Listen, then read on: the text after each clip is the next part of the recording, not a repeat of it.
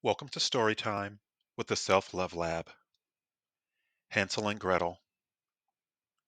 Part 1. The Woodcutter and His Wife.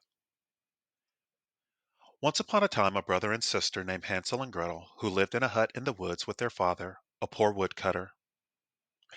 Their mother had died when the children were very young, and after a few years, their father remarried. The new stepmother made life very hard for the children. Hansel and Gretel were not allowed to eat until after the stepmother had eaten everything she wanted off the plates. Most of the time, only scraps were left. Each day the children had to work long and hard to finish the chores. Hansel and Gretel tried to tell their father about their sad situation, but he would hear none of it. It seemed the only one he listened to was his wife. All the stepmother talked about was how much trouble it was to have children in the hut, and how she wished they would go away forever. Each day there was less and less food for the boy and girl to eat, yet the stepmother gave them more hard work to do. One day Gretel begged her father, "Please, father, we work all day long and we're hungry." But the stepmother slapped her face. "You ungrateful brats," she yelled. "You eat us out of house and home." That night the two children were not allowed to sleep in the hut at all. Instead, they had to sleep outside in the cold. They shivered and tried to keep each other warm as best they could. Winter was coming, and the clothes they wore were so thin it felt as if they had no clothes at all. The next morning, when the sun rose, Gretel turned to her little brother. "Hansel," she said, "we cannot stay here anymore. We must escape today. There has to be more to eat in the woods than what they give us at home." "What if we get lost in the woods?" said Hansel. "How could we come back?" "I will take bread with us," said Gretel, "and leave crumbs of bread behind us. If we have to come back, all we need to do is follow the crumbs back home." And so the two of them escaped from the house into the woods and left their heart life behind. They were deeper and deeper into the woods.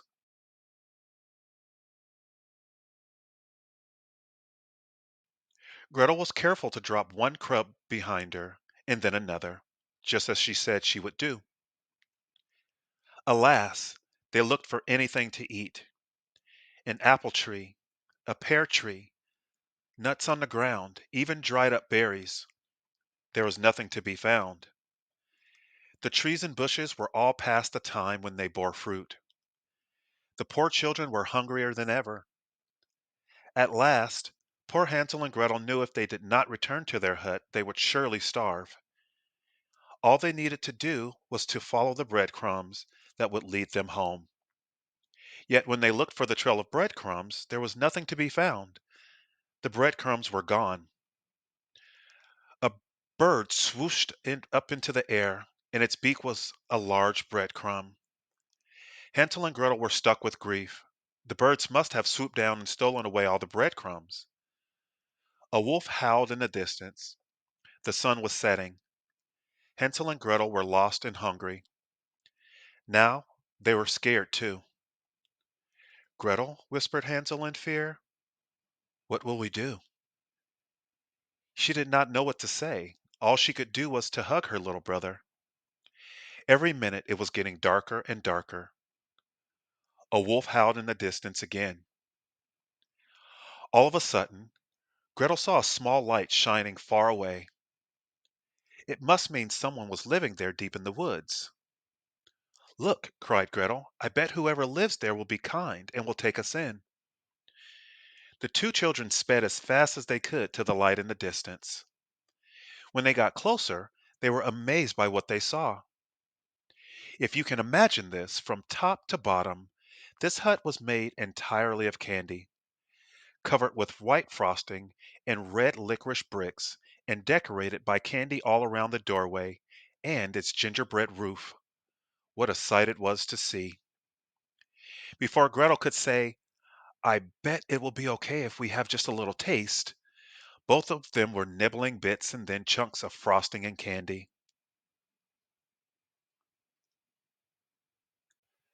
Part 3. The Old Witch. "Who is nibbling on my house?" a sharp voice called out. Hansel and Gretel spun around. A green old witch stared at them, frowning. Stunned, Gretel could only curtsy. "If you please, ma'am," she said, as sweetly as she could, "there was so much candy on your house, and we're so hungry." "You got that right. It's my house," snapped the witch. Her voice dropped. "Well, then," she said in a gentler tone, "come inside. I'll get something for you to eat." Hansel and Gretel looked at each other. It looked like this was going to work out fine after all. With a burst of glee, they skipped into the witch's hut. The witch gave them a fine meal of soup and bread. As they licked and swallowed the last crust of bread, they looked around, and what the brother and sister saw made their hearts turn cold. Piles of bones in the corner. Yet the two children were very tired, so tired that they tried not to think about any of this. Instead, they quickly fell asleep. Part 4. A Bad Situation. When he awoke the next morning, Hansel found himself locked in a cage. The witch roared to Gretel, "Your brother will stay there from now on. Every day I will fatten him up until he is ready to make me a fine dinner." She laughed, rubbing her hands with glee. "And you?" She turned and looked sharply at Gretel.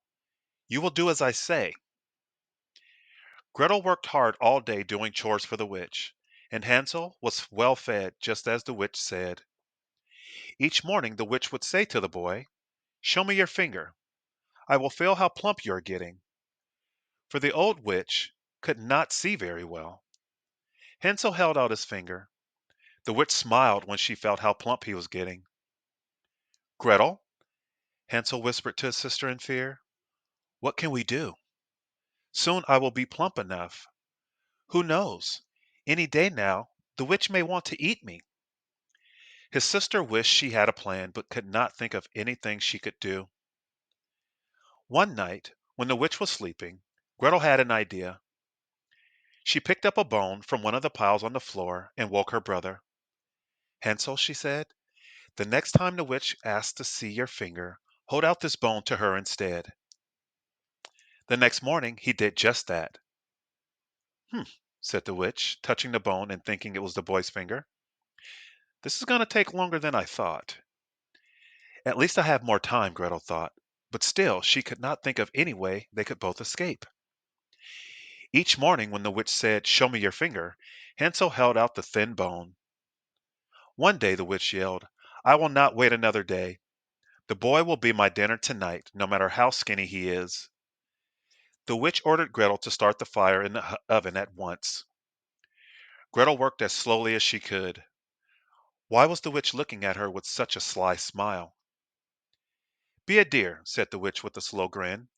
"Go inside the oven, won't you? Tell me if it's hot enough." Gretel's heart skipped a beat. If she did that, the witch could push her inside and she would eat them both.